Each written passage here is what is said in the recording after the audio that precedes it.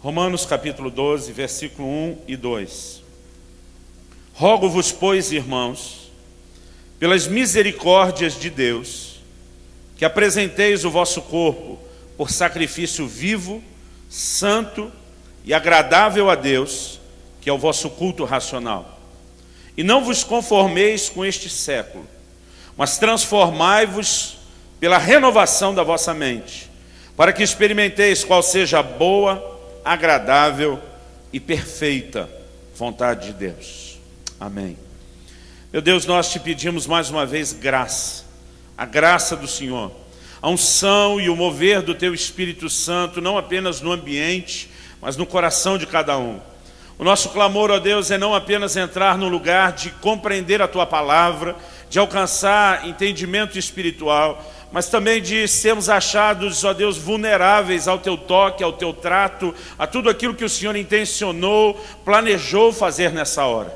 Nós oramos que o que o Senhor determinou para esse tempo, para esse momento, se cumpra plenamente, e que nós possamos, ó Deus, pela tua misericórdia, entrarmos naquele lugar de realmente sermos ministrados pelo Senhor, desde receber o entendimento e a compreensão da tua palavra e até corresponder com o teu toque, com a tua voz. Nós oramos a Deus desde já, te dando louvor, te dando glória por tudo aquilo que o Senhor vai fazer nas nossas vidas, em nome de Jesus. Amém. Se você crê e concorda, diga amém. Amém. Queridos, eu acredito que de fato há um chamado de Deus. Isso não é apenas uma opção que temos, há um chamado de Deus para vivermos uma vida de santificação. Embora quando eu e você entregamos a vida a Jesus, nós experimentamos o que podemos chamar de uma santificação inicial. A Bíblia diz em 1 Coríntios, no capítulo 1, no versículo 1, aos santificados em Cristo Jesus, chamados para serem santos. Embora haja uma santificação inicial, há o que nós podemos chamar também de santificação progressiva. Há uma caminhada, querido, na qual eu e você precisamos nos tornar cada vez mais parecidos com Jesus. Porque a Bíblia diz que nós fomos predestinados para sermos conformes à imagem de Jesus. E eu e você temos como alvo de vida cristã não apenas desenvolver aquela performance das práticas espirituais, de orar, de adorar a Deus, de jejuar, de nos encher da palavra, embora isso seja a parte, mas mais do que desenvolver as práticas de vida cristã, nós precisamos nos tornar como Jesus. Eu creio que a necessidade é muito grande nos nossos dias, de que a gente entenda que não estamos apenas tentando nos agarrar ao Senhor Jesus só para ter escapado do fogo do inferno e conseguir entrar no céu. Embora alguns até para conseguir chegar lá, eu tenho visto uma perspectiva assim exageradamente pessimista. Outro dia perguntei para uma ovelha, como é que está a fé? Ele olhou para mim e falou assim, que fé? Aí acho que ele deu a entender que a coisa estava feia demais, e tentou dar uma desculpa, porque o senhor sabe, tem a fé para a salvação, tem a fé para as conquistas. Eu falei, bom, agora eu quero saber das duas. Aí ele falou, olha pastor, a fé para a conquista é meio complicada. Ele falou, até quando eu vejo a luz no fim do túnel, eu acho que é o trem que entrou para me pegar. Tem gente, quando você entra em contato, ele até te desanima, ele tem esse dom, né? Aí eu falei, e a fé é para a salvação? Quando eu perguntei isso, ele fez uma cara feia, falou, pastor, eu estou tentando crer na doutrina da repescagem, para ver se eu subo na segunda chamada, que na primeira, garantido que já não estou lá. Agora a pergunta é, querido, o que nós estamos fazendo ou pensando acerca da vida cristã? Eu acredito que há um lugar realmente profundo, como nós falamos ontem, onde abandonamos o pecado. E por meio de santificação entramos num lugar onde podemos ver a mão de Deus agir em nosso favor. Porque senão, como falamos ontem, nós vamos ter Deus como inimigo.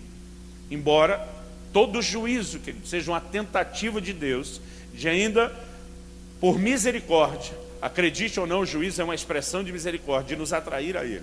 Mas eu acredito que nós precisamos enxergar a santificação como algo maior do que só apenas entrar neste lugar, onde a mão de Deus vai estender em nosso favor e não contra. Eu olho para esse texto e eu vejo que há uma conotação que ele faz a respeito do processo de transformação, quando ele diz que nós não podemos tomar forma desse mundo, mas a gente tem que se transformar pela renovação da nossa mente. Mas ele associa tudo isso à ideia de apresentar o nosso corpo como um sacrifício vivo.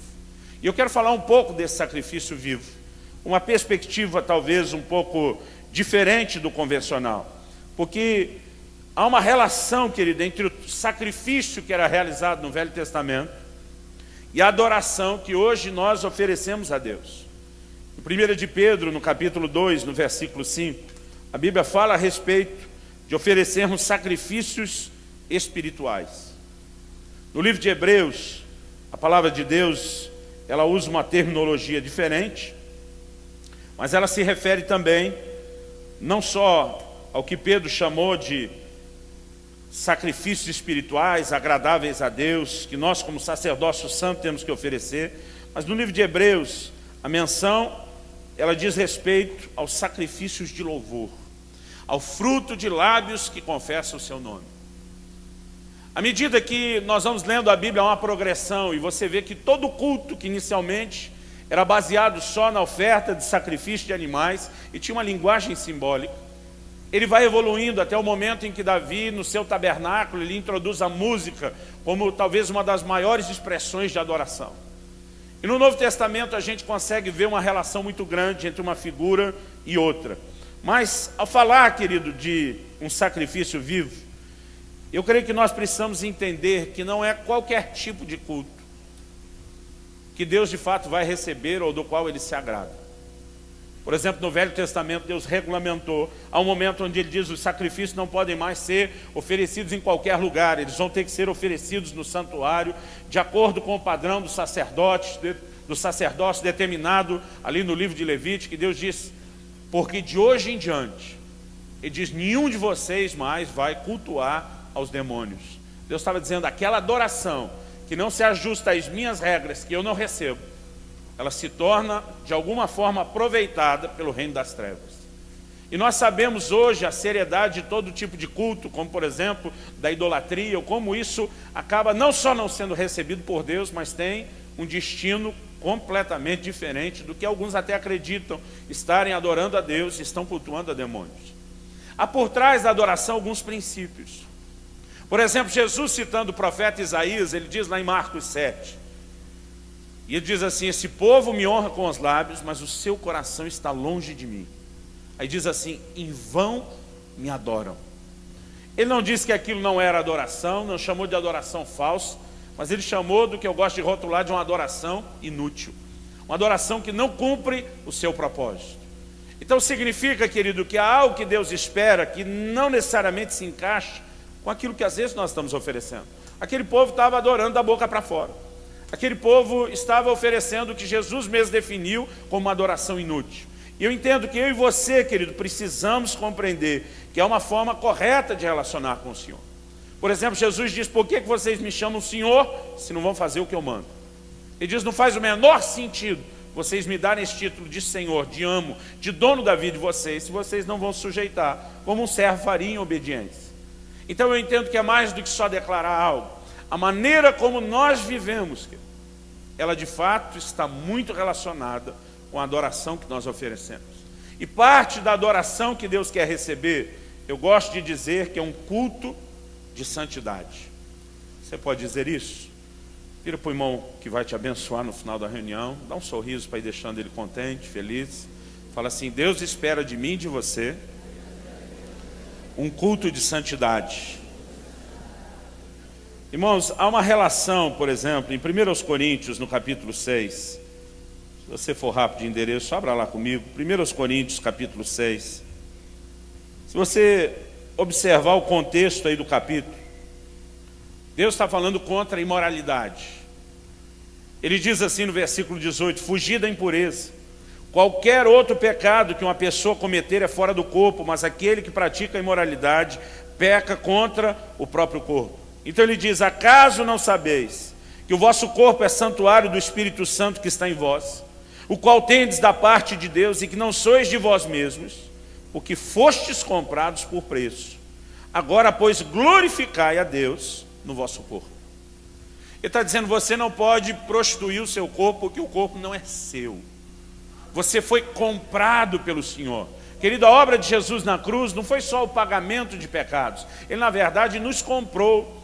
Apocalipse 5, 9 e 10 diz: e cantava um cântico novo, dizendo: digno é o Cordeiro de abrir o livro e os seus selos, porque foste morto, e com seu sangue compraste para Deus homens de toda raça, tribo, língua e nação, e para o nosso Deus os fizestes reis e sacerdotes. Nós somos comprados. Então, a Bíblia diz no versículo 19: vocês não sabem que o corpo é santuário do Espírito Santo? Ele diz que está em vós, o qual tendes da parte de Deus, e que não sois de vós mesmos. E de você não é mais seu dono, seu corpo não lhe pertence, é santuário de Deus. Deus, da parte dele, confiou a você a mordomia, a gerência, o cuidado desse corpo. E diz: então você não pode fazer o que quer com o corpo. Aí ele diz: nós temos então que glorificar a Deus com o nosso corpo. Esse glorificar a Deus com o nosso corpo, querido, não é apenas a dança na hora do louvor e a adoração, vai muito além disso. É um culto de santidade. É quando nós decidimos guardar o nosso corpo com a consciência de que agora ele é santuário de Deus, ele pertence ao Senhor, ele não é nosso, ele foi destinado, querido, para ser a habitação de Deus, o lugar da presença de Deus, e não para de forma alguma se envolver com a prática do pecado ou qualquer outra forma de imundície. A Bíblia chama isso de glorificar a Deus com o corpo, é um culto de santidade. E a razão pela qual a adoração de muitos hoje em dia se torna inútil é porque enquanto a boca dele está declarando algo para Deus, o coração está vivendo valores completamente diferentes. A santidade vem sendo comprometida. Agora, eu creio, como eu falei antes, querido, que Deus quer nos levar a esse lugar de culto de santidade. Você pode dizer amém? Abra sua Bíblia comigo em 1 Coríntios, capítulo 5. Eu quero fazer um comentário rápido a respeito da questão da Páscoa, que está sendo tão mencionada e celebrada nesse fim de semana. Eu quero que você considere comigo um princípio bíblico importante. Versículos 7 e 8 de 1 Coríntios 5 diz assim: lançai fora o velho fermento, para que sejais nova massa, como sois de fato sem fermento. Pois também Cristo, nosso Cordeiro Pascal, foi imolado. Por isso celebremos a festa, não com velho fermento, nem com o fermento da maldade e da malícia, e sim com os asmos da sinceridade e da verdade. Quando o versículo 8 fala sobre celebrar a festa, ele não está dizendo que hoje nós temos que fazer a festa da Páscoa da forma como era feita na velha aliança. Nós não temos que fazer aquela ceia exatamente do mesmo modelo, da mesma forma, até porque para nós, Hebreus 10:1, Colossenses 2 é muito claro, quando diz que a lei não tem imagem exata das coisas, e sim a sombra de bens vindouros. Nós não temos que guardar de forma literal o que eles faziam. Paulo está dizendo que nós vamos celebrar a festa da Páscoa como? Ele diz: o Cordeiro Pascal é uma figura de Jesus. Querido, na noite em que eles pegam o sangue do Cordeiro que foi morto e colocam no umbral das portas, aquela é a noite em que eles são livres da escravidão de Faraó. Eles se tornam o povo de propriedade de Deus. E a partir daquele momento, querido, nós precisamos entender uma figura sendo projetada. Aquele sangue que foi colocado no umbral das portas tinha uma mensagem profética eterna. Havia uma declaração: um dia o Cordeiro de Deus há de se manifestar para tirar o pecado do mundo, para nos resgatar para Deus. E o sangue, querido, ele é a moeda de compra, ele é o pagamento de redenção que foi usado. Então, ele na verdade testifica que nós somos propriedade de Deus. Da mesma forma como eles foram libertos de Faraó, eu e você, diz Colossenses 1,13, fomos libertos da mão de Satanás, do reino de Satanás. Deixamos de ser escravos de Satanás, fomos trazidos para o reino de Deus, comprados pelo sangue de Jesus. É uma figura. E Deus disse: vocês vão comemorar a Páscoa, a libertação. Desce dessa forma aqui. Paulo está dizendo: nós vamos celebrar a Páscoa como? E diz: nós vamos comemorar tirando o fermento. Na ocasião de Páscoa, querido, eles não tinham apenas que imolar e comer do cordeiro. Primeiro eles faziam isso. Depois eles passavam 7 dias, uma semana, comendo pão sem fermento. Essa era a chamada festa dos pães asmos. Era uma extensão da própria festa da Páscoa. Eu tenho visto alguns separarem como se fosse uma outra festa. Não, era uma continuidade da própria celebração da Páscoa. O que a Bíblia está dizendo é que não existe forma melhor de você ser agradecido a Jesus, o Cordeiro de Deus que morreu por você, que remiu você, não existe forma melhor, querido, de festejar o que foi feito, a não ser tirando o fermento da maldade, o fermento da malícia. O fermento é uma figura de pecado. Sabe, há algo que nós precisamos entender, querido, que a celebração da nossa redenção de pecados, ela precisa acontecer num ambiente de santidade para Deus. É como na ocasião da ceia. Paulo diz que nenhum de nós pode participar da ceia de modo indigno, porque não faz sentido a gente celebrar o perdão dos pecados em pecado. Isso é cuspir, querido, na cara do Senhor, é dizer: eu sei que você sofreu muito para me redimir do pecado, mas ainda gosto dele. Então estou aqui numa gratidão fingida, dizendo obrigado por morrer por mim, por perdoar-me de todos os pecados que eu quero continuar cometendo. É por isso que a Bíblia diz que ao celebrarmos a ceia, querido, nós temos que fazer de modo digno e não indigno. Porque a maior expressão de gratidão, de louvor, de adoração a quem nos redimiu do pecado, é nos afastarmos do pecado. Quem pode dizer amém? Da mesma forma, a Bíblia diz: nós vamos celebrar o Cordeiro Pascal como? Nós vamos afastar o fermento da malícia. Querido, há um culto de santidade. Quando eu e você decidimos nos consagrar a Deus, nos separar para Ele, levá-lo a sério, isso talvez seja uma das maiores expressões de adoração que nós podemos dar. Eu creio que a adoração, querido, vai além da música, vai além de qualquer declaração. Eu entendo que esse tempo devocional é sempre importante, mas a adoração é um estilo de vida, é uma maneira de nos relacionarmos com Deus. Eu creio que a presença de Deus, querido, se atrai como? Com santificação. Santificai-vos, porque o Senhor vai vir fazer maravilhas no meio de vocês. A maneira de atraí-lo é dessa forma. Abre comigo sua Bíblia em 2 Coríntios, no capítulo 6.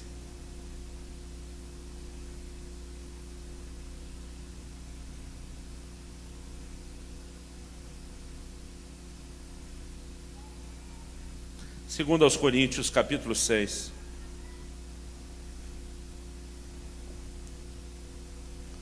A partir do versículo 16. A Bíblia diz: que ligação há entre o santuário de Deus e os ídolos?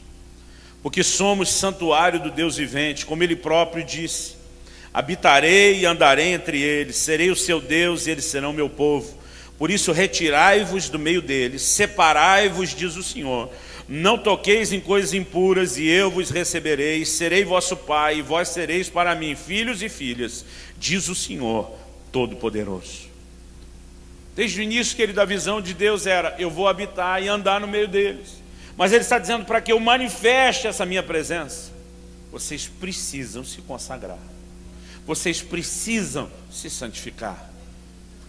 E se você olhar, querido, essa afirmação que ele faz, citando promessas antigas da velha aliança, é relacionado com a forma que temos de viver hoje. Olha o capítulo 7, versículo 1, que é uma continuação desse texto. E diz: tendo, pois, ó amados, tais promessas, purifiquemo-nos de toda impureza, tanto da carne como do espírito, aperfeiçoando a nossa santidade no temor de Deus. Há uma santidade a ser aperfeiçoada, e Paulo diz: é por causa dessas promessas, amados, que a gente tem que se purificar, porque nós queremos a presença dEle, nós queremos atraí-lo, nós queremos a sua presença, nós queremos a comunhão e a intimidade com Ele. Você pode dizer amém?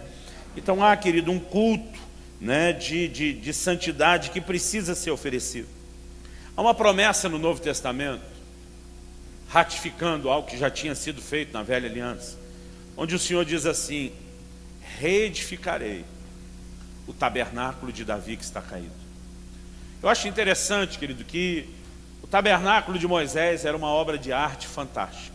Os homens que produziram isso não podiam fazer isso só com a sua habilidade natural. Deus diz: eu vou enchê-los do Espírito para que eles consigam fazer o que tem que ser feito. Depois nós temos o templo de Salomão, que também era outra coisa vultuosa. Houve a restauração depois do templo de Salomão, que foi destruído, e é levantado o de Herodes. Mas quando Deus fala de ter saudade de algo, Ele menciona o tabernáculo de Davi. O tabernáculo de Davi, que ele era só uma tenda com a arca no meio, não tinha mais nada. No entanto, ali, querido, foi onde Davi colocou os levitas para 24 horas por dia, 7 dias por semana em turnos, se revezarem em adoração contínua a Deus. Existe algo naquele modelo que chamava a atenção de Deus. Eu particularmente creio que quando Deus está falando do tabernáculo de Davi que estava caído, que Deus não queria só restaurar as práticas, né, da música, do louvor e adoração, da dança, de toda aquela celebração que Davi sabia fazer e conduziu o povo muito bem. Se você olhar para a vida de Davi, houve um momento em que Deus era mais importante que as mulheres na sua vida, a ponto de ele entrar em choque com Mical, porque ela acreditava que ele estava exagerando na forma de celebrar a Deus, ele não está nem aí para ela. Mas com o passar do tempo, algo muda no coração desse adorador. E eu fico tentando entender, se você tiver uma revelação mais profunda, me ajude, Cote, o mistério de por que os músicos são tão assediados nessa área. Há um momento em que o coração de Davi, que colocava Deus à frente das mulheres, começou a colocar as mulheres à frente de Deus. E nós vemos a forma trágica de toda aquela história de Davi com Batseba. Eu fico olhando, querido, e talvez o verdadeiro clamor de Deus não era só o modelo de adoração que existiu no tabernáculo de Davi, mas o que inicialmente moveu Davi a praticá-lo. Eu acredito, querido, que é um culto de santidade que Deus quer de fato nos levar a compreender e a entrar nesse lugar de uma relação intensa com Deus. Por exemplo, nós falamos tanto do Espírito Santo. Graças a Deus, há mais de um século a igreja vem passando aí por uma restauração profunda. E nós tivemos o movimento pentecostal, o movimento carismático, e tem havido muitos despertamentos onde a igreja tem acordado e entendido mais a respeito da pessoa, do poder, do mover do Espírito Santo. Agora, a maior parte do tempo, querido, quando nós falamos do poder do Espírito Santo, ou é para pregar, ou é para executar o ministério. Mas há um poder interior que ele trouxe para manifestar. O livro de Efésios diz sobre sermos revestidos com poder no homem interior, e que tem um propósito de transformação. E às vezes eu fico pasmo como a gente fala tão pouco do que esse poder pode fazer dentro de mim e de você, no sentido de transformação, de nos levar a viver uma vida de santificação. Irmãos, eu não creio que a vida de santificação é só fruto da nossa determinação. Por mais desejosos que eu e você estejamos de nos tornarmos pessoas íntimas de Deus, Jesus disse: sem mim nada podeis fazer. Nós não vamos chegar a lugar nenhum sozinhos. Nós precisamos nos render a Ele. Nós precisamos deixar Ele trabalhar em nós. Nós precisamos deixar Ele nos transformar. Você pode dizer amém? Agora, quando a Bíblia fala a respeito do Espírito Santo, e eu gosto da maneira como Romanos 1,4 chama o Espírito não só de santo. Abre comigo no livro de Romanos, no capítulo 1, no versículo 4. Ali ele é chamado de o Espírito de santidade.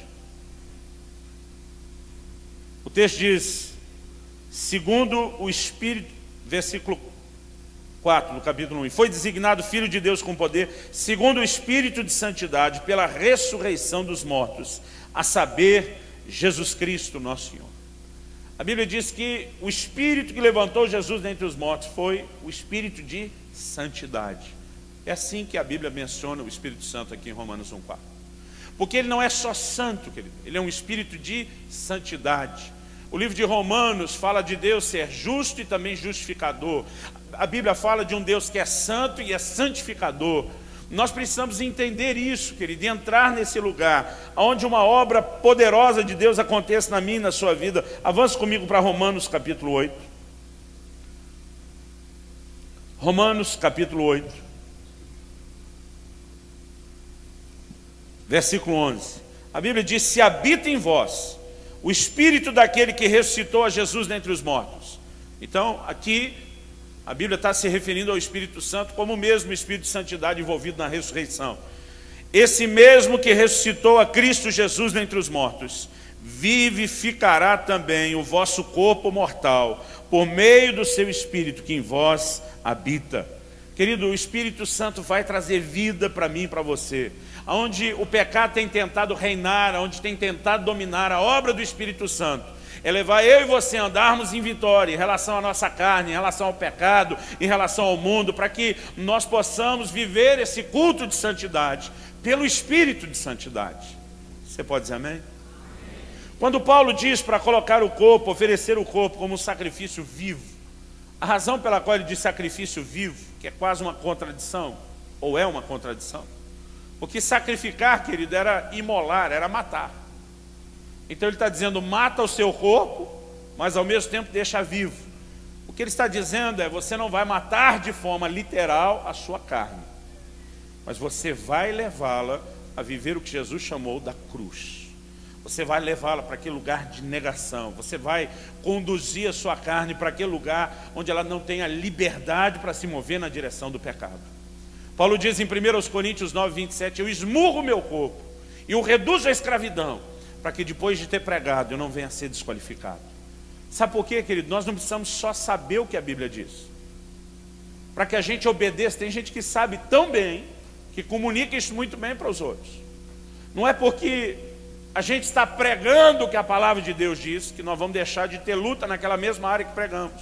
Então Paulo diz, eu esmurro meu corpo, eu reduzo a escravidão, eu vou submetê-lo e vou realmente para cima dele, para que ele não tenha força, nem lugar de expressão, nem liberdade de correr em direção ao pecado. Porque diz, depois de ter pregado, eu não quero ser desqualificado. Eu creio que nós precisamos permitir, querido, que o Espírito de Santidade trabalhe profundamente em nós, porque essa é a única forma de oferecermos o culto de santidade. Porque a adoração, querido, não é para escravos, a adoração é para livres. Você pode dizer amém? Quando Moisés chega para Moisés dizendo, deixa, da parte do Senhor dizendo, deixa meu povo ir para que me adore, Moisés diz, para que sair do Egito? Adora aqui mesmo. Vocês podem, não precisa mudar nada, adora a Deus aqui. Moisés não aceita de forma nenhuma aquilo, porque a adoração, querido, não é para escravos, a adoração é para livres. Quando Abraão vai com seu filho Isaque em direção ao Monte Moriá, a Bíblia diz, chega um determinado momento, ele está sendo acompanhado pelos seus servos, seus escravos. Chega uma hora que ele diz para os escravos no pé do monte, para, eu e meu filho vamos subir, nós vamos adorar. Ele mostra ali sua linguagem de fé, e vamos voltar, ele acredita que ia voltar com o filho. Agora, ele diz para os escravos, agora vocês param. Nós é que vamos subir, porque a adoração, querido, não é para escravos, é para livres. E nós precisamos entender isso, querido, que o lugar de culto e adoração que devemos oferecer a Deus não é para gente que ainda está escravizada pela sua carne. Nós precisamos viver um lugar de profunda libertação de Deus em relação a qualquer forma de pecado, a qualquer prática de pecado, porque a adoração é para livres e não para escravos. Você pode dizer amém? Nós lemos em Romanos capítulo 8, versículo 11, que o Espírito vai vivificar o nosso corpo. E no versículo 13, logo depois, a Bíblia diz assim, porque se viverdes segundo a carne, caminhais para a morte. Mas se pelo Espírito mortificardes os feitos do corpo, certamente vivereis. Então, é aí que Paulo diz, pois todos os que são guiados pelo Espírito de Deus, são filhos de Deus. Ser guiado pelo Espírito Santo, querido, não é só o Espírito Santo mostrar o caminho, vai para lá, vai para cá, hoje você faz isso, hoje você faz aquilo. Eu creio nesse nível de direção, mas ser guiado é se deixar ser conduzido, é Ele governando, é Ele dominando, é Ele controlando as nossas vidas. E depois de falar desse nível, de você mortificar a carne, de você ser guiado pelo Espírito, é que ele diz no versículo 15, porque não recebestes o espírito de escravidão, para outra vez viverdes atemorizados, mas recebeste o espírito de adoção, baseado no qual clamamos, Abba, Pai. Paulo está dizendo, olha, vocês podem ir mesmo com liberdade ao Pai, porque vocês não são mais escravos. Nós não vamos ser escravos da nossa carne, se permitirmos que o Espírito de Santidade trabalhe profundamente em nós. Você pode dizer amém? Considerando essa ideia de que o sacrifício está ligado à adoração, eu quero falar de algo interessante, que eu acredito num princípio que eu tenho chamado de santificação na adoração. Vira para o irmão que vai te abençoar com alguma coisa no final da reunião. Para não fazer acepção de pessoas, você vira para os dois lados e vai aumentando a chance, né? Fala assim para ele, existe santificação na adoração. Eu sei que isso é um paradoxo, querido. Porque se por um lado temos que nos santificar para adorar, por outro a própria adoração vai nos levar à santificação. É só você olhar para Isaías, naquele cenário da visão que ele tem dos serafins declarando santo, santo, santo, que é uma cena de adoração. Ele consegue enxergar sua miséria. E ao enxergar e reconhecer sua miséria naquele ambiente, um anjo pega uma brasa do altar com a tenaz e toca na boca dele. Outro dia alguém me perguntou: pastor, qual o mistério da boca? Eu falei: não tem mistério nenhum, é só você olhar a oração. Ele disse: sou um homem de lábios impuros. Foi por isso que o anjo tocou o lábio dele, porque foi a área que ele reconheceu que precisava de algo. Se ele tivesse feito a oração: sou um homem de olhos impuros, eu acho que teriam sido 2 brasas nos olhos. Ou como dizia no interior de São Paulo, onde me criei, nos olhos. Outro dia, num dos meus momentos de culto de família, um dos meus filhos, não me lembro quem, disse: pai, alguns estão precisando de um banho de brasa. É brasa para todo lado.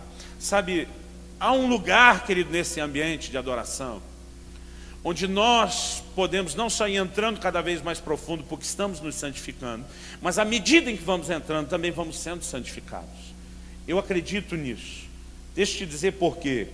Eu acredito que a maioria de nós tem uma visão errada sobre a adoração. Irmãos, Deus não precisa da adoração.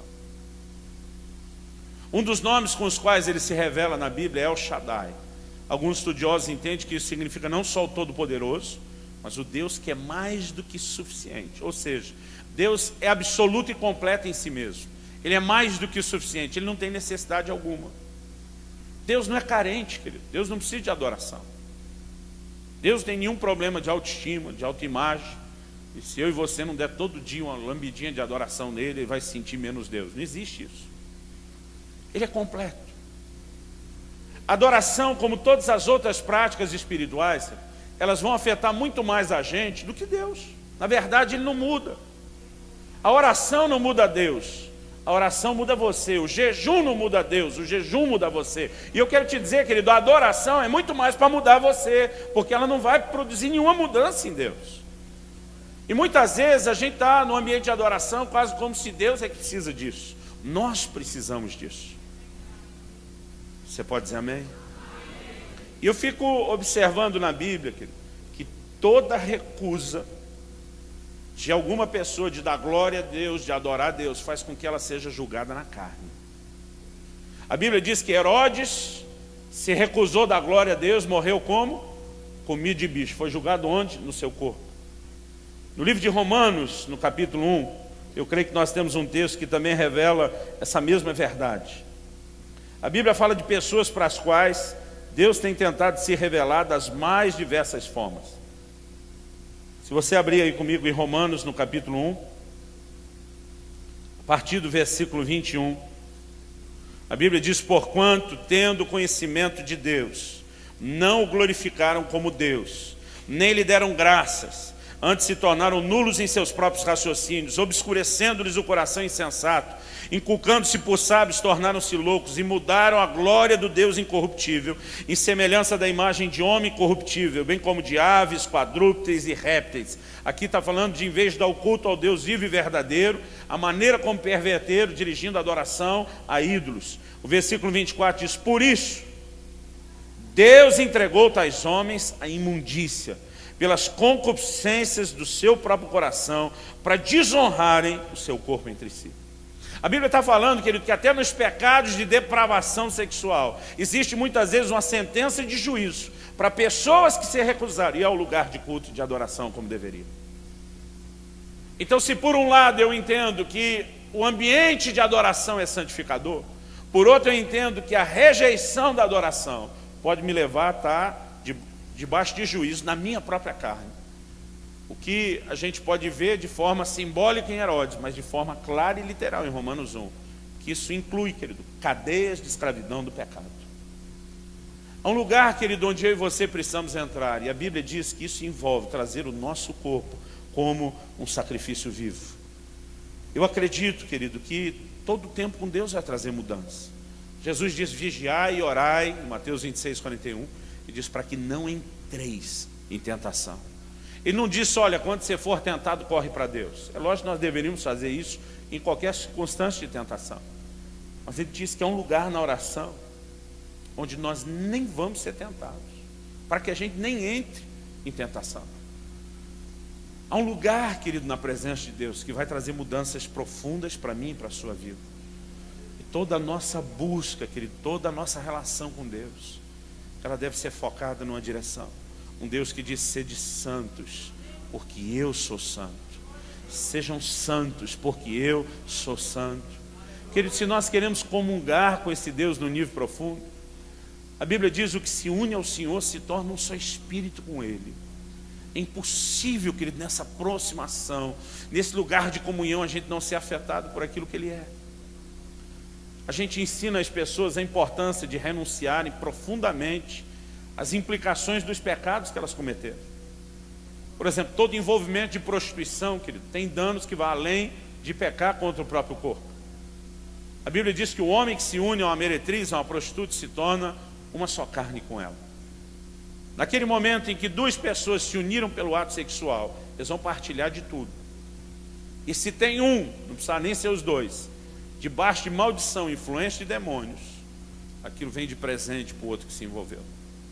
Porque através desse ato profundo, eles comungam as coisas no nível profundo. Agora, quando a Bíblia diz que quem se une ao Senhor se torna um só espírito com Ele, que nós vamos ser afetados por aquilo que Deus é, pela natureza de Deus, pela presença de Deus. Eu creio que é por isso que o salmista dizia: eu me satisfarei com a sua semelhança ao te adorar. A Bíblia diz: os que adoram os ídolos vão se tornar semelhantes a eles. Isso me faz entender que os que adoram a Deus deveriam estar se tornando semelhantes a Ele.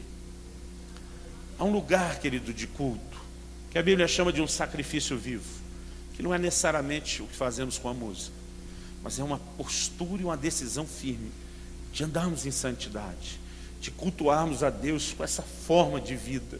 E isso vai nos levar a experimentarmos a transformação, a não nos ajustarmos de forma alguma com o modelo desse mundo. Você pode dizer amém? Queria que você se colocasse em pé, para parecer que está acabando.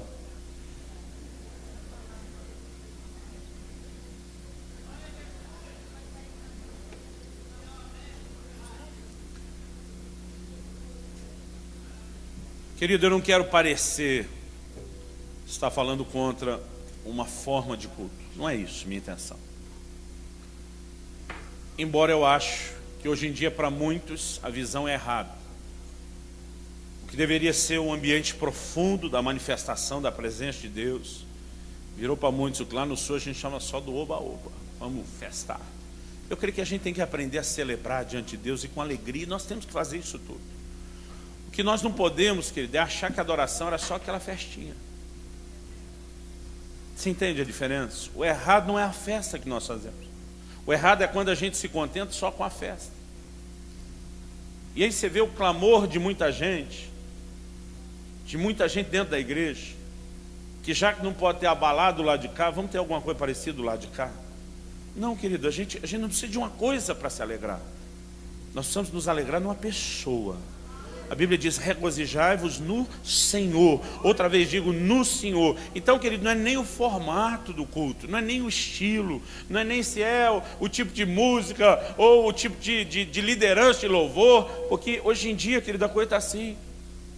Todo dia um irmão no fim do culto falou: não gostei dessa música que cantaram hoje. Falei para ele: por acaso foi para você que nós cantamos?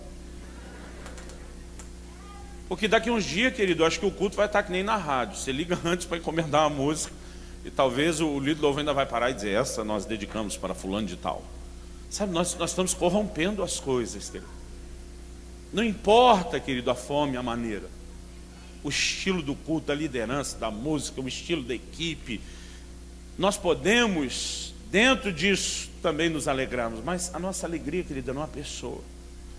E quando nós aprendemos a nos regozijar no Senhor, a entrar nesse lugar de adoração por causa dEle, isso vai fazer toda a diferença. Vai fazer toda a diferença. Há um culto de santidade, querido, há um sacrifício vivo, que Deus está nos chamando para que nós possamos, de fato, corresponder com Ele nesse nível. Eu gostaria que a gente tirasse um tempo de oração nessa hora. Eu quero que você comece a falar com Deus aí no seu lugar. Eu quero te encorajar, querido, a olhar para o seu próprio coração. Eu vi alguns anos atrás uma frase, que ela mexeu comigo, ela, na verdade, influenciou inclusive uma mudança de atitude da minha parte como pregador. A pessoa diz: culto bom não é aquele que a gente sai feliz com o pregador, é aquele que a gente sai triste com a gente mesmo. Onde a gente enxerga, querido, aquelas coisas que tem que mudar. Onde a gente fica com esse anseio de estar mais perto de Deus, esse desejo de mudança, esse grito por transformação. E eu gostaria que você realmente se permitisse nessa tarde ser tocado pelo Espírito Santo. Talvez o Senhor queira chamar a sua atenção para uma área específica que você está deixando passar batido há muito tempo. Por exemplo, alguns de nós, queridos, estamos deliberadamente cultivando atitudes de orgulho, como se isso não fosse pecado. A Bíblia diz que Deus resiste ao soberbo. Você não vai chegar a lugar nenhum, querido, sem quebrantamento, sem aprender a se tornar como Jesus. Ele diz: aprendei de mim, que sou manso e humilde de coração. Ele é o nosso modelo. Mas parece que a pessoa age quase como: bom, o orgulho não é que nem um adultério. E a gente vai deixando. Tem crentes, querido, que eles conseguem, na maior cara de pau, mentir aos montes e à vontade. Tem muita gente, querido, tentando botar uma máscara no rosto de religiosidade, e as coisas não estão como deveria. Querido, eu não estou aqui para jogar pedra em você, para te acusar de forma alguma, porque você não deixou de ser amado por Deus e de ser útil no potencial do que você vai alcançar em Deus por ter pecado. Mas quando você decide viver dessa forma, você está comprometendo tudo que Deus poderia fazer. A gente só trata com o pecado de uma forma, que é arrepender, é confessar, e diz o livro de Provérbios, é deixar, para que a gente alcance misericórdia. Há uma mensagem de perdão, de amor, de restauração, nós nunca vamos deixar de oferecer isso. Mas tem muita gente tentando viver perdão, querido, da parte de Deus, sem arrependimento. Eu tenho visto muita gente dizer: não, já pedi perdão para Deus. Querido, onde é que está na Bíblia que você tem que pedir perdão para Deus? A Bíblia fala de você confessar pecado. E confessar tem a ver com uma atitude, um ambiente de arrependimento. Não é só pedir perdão. A Bíblia fala da gente produzir fruto de arrependimento. O arrependimento tem que tomar um vulto tão grande dentro da gente, querido, que nos leve a uma atitude de mudança. Outro dia alguém falou: mas a ideia que vocês passam é que parece a gente não chorar, a gente não arrependeu. Eu gosto de uma frase de um pastor amigo meu, pastor Hernandes Santos. Ele diz: o seu arrependimento tem que ser tão escandaloso quanto foi o seu pecado. Sabe, querido, na hora de pecar não existe descrição nenhuma. Na hora de arrepender, uma lágrimazinha escorrendo bem discreto no canto do olho, e nada mais do que isso. Eu acredito, querido, que nós temos que entrar nesse lugar de sentir a dor e o dano do pecado. O problema não é só, querido, que a gente deixou de andar segundo a cartilha. Tem muito crente que quando ele não peca é porque a religião não permite. Querido, não pode ser essa a nossa motivação. Eu não quero pecar porque eu quero ter comunhão com Deus. Eu amo a Deus. Se eu pecar, isso me afasta dele. E toda vez que eu pequei e me afastei dele, isso tem que produzir a dor no meu coração de quem não queria estar longe dele, de quem quer voltar para ele. Eu sei, querido, que o Espírito Santo quer nos levar a consertar as coisas. Alguns de nós sabemos que a coisa está feia mesmo em muitas áreas. Outros de nós estamos nos enganando. Alguns estamos tentando tapar o sol com a peneira. Sabe, querido, não estou aqui para julgar você. Eu só posso te dizer uma coisa: um Deus tão desejoso de você. Quando Adão pecou, Deus sabia disso.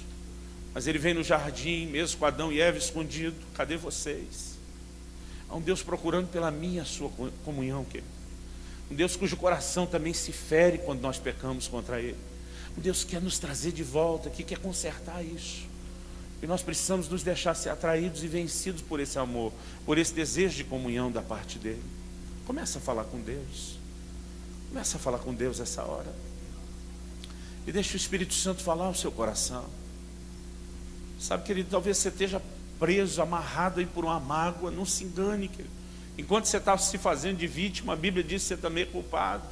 Porque se você não perdoar, o Senhor também não vai te perdoar. Isso vai ter que ser resolvido dentro de você. Quando a Bíblia diz no livro de Hebreus que sem santificação ninguém verá o Senhor, se você olhar o contexto, ele vai dizer: ninguém se prive da graça de Deus, deixando que uma raiz de amargura brote. Santificação, querido, envolve a gente conseguir lidar com os pecados de relacionamento também, inclusive a falta de perdão. Talvez haja áreas que você realmente tem chorado por elas continuamente. Talvez tem áreas que você não tem como dar desculpa, não tem como você dizer que imoralidade não é pecado. Mas você vem sido vencido por isso tantas vezes, com tanta frequência. Querido, não é hora só de assistir de forma passiva. É hora de entrarmos num lugar de arrependimento, de dizer: Senhor, eu quero colocar o meu corpo como um sacrifício vivo. Eu quero o fogo do Teu Espírito, aquele fogo que o Senhor disse que arder continuamente sobre o altar, queimando essa carne, quebrando e destruindo a influência do pecado na minha vida. Começa a falar com o Senhor. Pai, eu oro pelo mover do Teu Espírito neste lugar. Eu oro, Deus, em nome de Jesus, por uma tarde de libertação. Eu oro que, ó Deus, como está escrito, que a unção quebraria o jugo. Eu oro que a unção quebre o jugo do pecado nas nossas vidas. Eu oro que a bondade de Deus nos conduza ao arrependimento. Eu oro, ó Deus, que nós possamos entrar nesse lugar de sacrifício vivo, de colocarmos, ó Deus, o nosso corpo como um sacrifício vivo no Teu altar, para que o fogo do Espírito Santo traga mudanças, porque nós queremos entrar nesse lugar mais profundo na Sua presença. Deus, nesses dias nós queremos corresponder contigo, com a Tua voz, com o grito do Teu coração: santificai-vos, santificai-vos. Oh Pai, nós clamamos em nome de Jesus, pelo Teu toque, pela Tua graça, pelo mover do Teu Espírito, porque sabemos, nós não vamos chegar neste lugar sozinhos. Nós precisamos de Ti, mas sabemos que o Senhor também sozinho não vai poder fazer, sem que haja cooperação, correspondência da nossa parte. Então, ó Deus, queremos interagir com o Senhor no nível mais profundo. Nós clamamos Tua graça, clamamos a Tua misericórdia sobre nós. Oh Deus, em nome de Jesus, em nome de Jesus,